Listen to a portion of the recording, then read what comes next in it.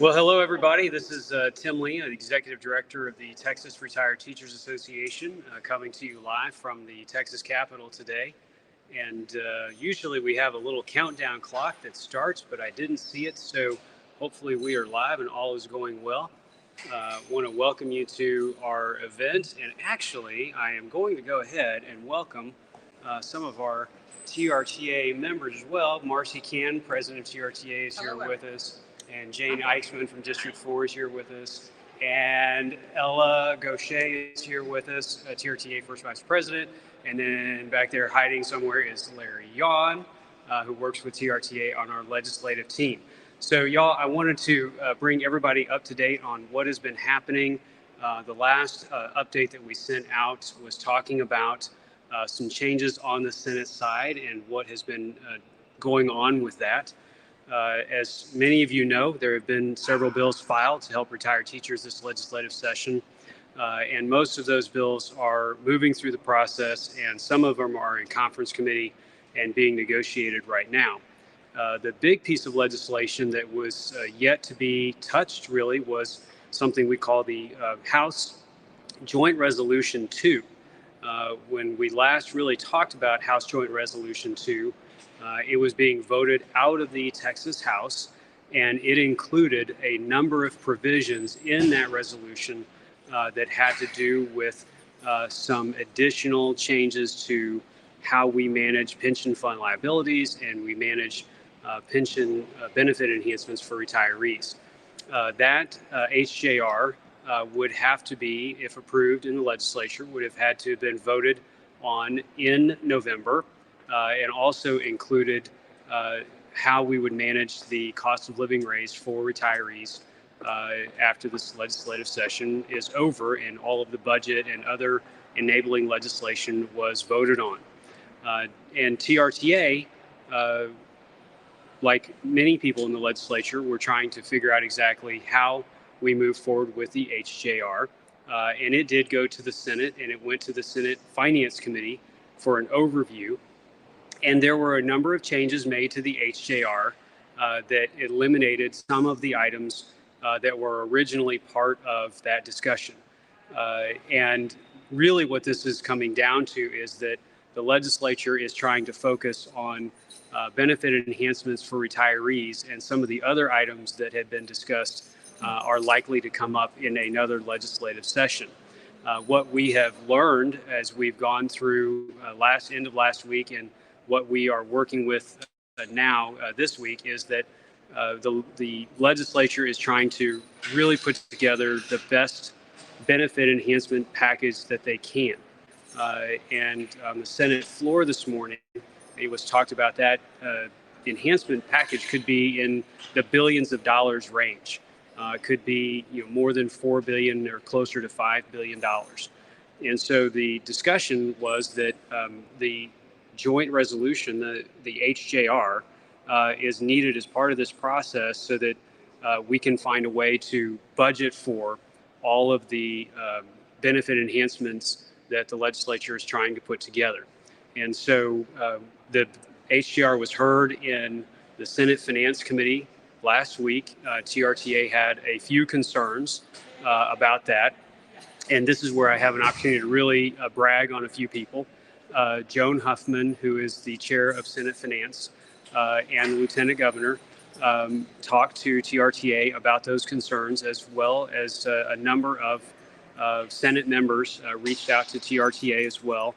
But Chair Huffman and the Lieutenant Governor really worked hard on what those concerns were for TRTA. And we're very, very pleased to say today that Chair Huffman introduced a floor amendment that improved the HJR in every way that we could have asked that it would be improved. So thank you, Chair Huffman, for doing that. The Senate agreed to support that and voted it out 31-0. In the layout that was done on the Senate floor this morning, Chair Huffman said it was not the way that the Senate originally proposed doing this, but because of their work with the House and our friends in the House and all of the work that's being done on the budget and the dollars that are being talked about here, it's going to take a combination of budget action and heading to the polls in November to officially vote this through. And so the good news is that we are on track to get one of the largest benefit enhancements in the history of Texas, and especially for TRS, certainly in an era where the teacher retirement system does have, it's actuarially sound, but of course we're not 100% funded. And so this is one of the largest benefit enhancements that'll be funded by the Texas legislature. It is not using any of the funds amortization period, or are we running any of the debt into the system with this? This is being fully backed by the dollars that the legislature is putting together. So the real question is, when will all of this be known, and how is it going to work, and when will it all happen?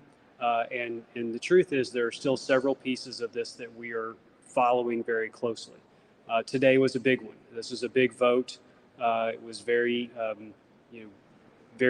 much appreciated that we had the support that we did with the changes that we were looking to see. And so that was certainly helpful. But we also have Senate Bill 10, which is still in a conference committee. The other two bills to take a look at and just keep an eye on with our members is House Bill 1, which is the budget, and Senate Bill 30, which is what we call the supplemental budget. So as far as what pieces are still moving forward, they are all still moving forward. Some of them has gone as far as those private negotiations that we call conference committee. And those are, I hope, nearing an end. And we'll soon know what the final negotiations are. But we were really pleased with the actions today. And I know that some members are probably going to have some comments. Because I'm at the Capitol, I can't see the comments. But I know that some of our members may have some comments asking, why do we have to move forward with a vote in November, and how this is all going to be constructed. I certainly understand, what everybody's feelings may be on that. But again, I want to reiterate, this is one of the largest expenditures of state dollars on benefit enhancements for retirees. It's both a public policy matter with how we construct it, as well as a budget matter. And we'll cross those bridges when we get there. Right now, we still have another week of session to go, and all of these pieces are not fully done, but we're going to be here until the end working on them. I will look at the comments, and of course, you can post to our Facebook page and to our YouTube channel with your questions and comments. We are going to try to put out an inside line as well, but things are moving quickly here, and I know that we were not able to do a more in-depth review last week.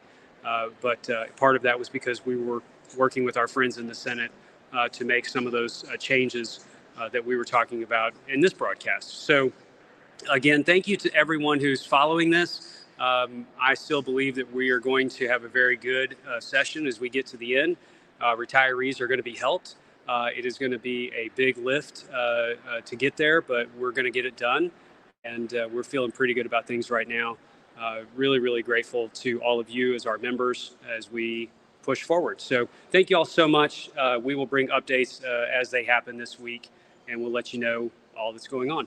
For now, signing off from the Texas Capitol. Talk to you all soon. Thanks. Bye-bye.